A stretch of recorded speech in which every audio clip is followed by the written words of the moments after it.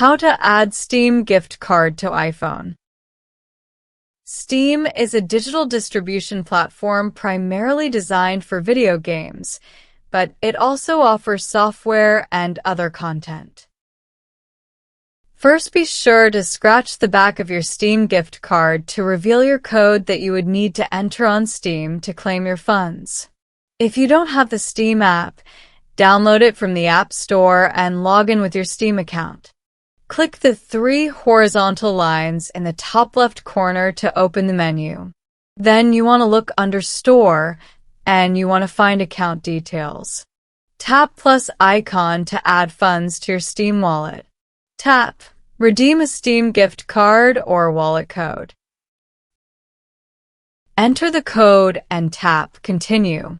Review and confirm the amount added to your wallet. As you can see my balance.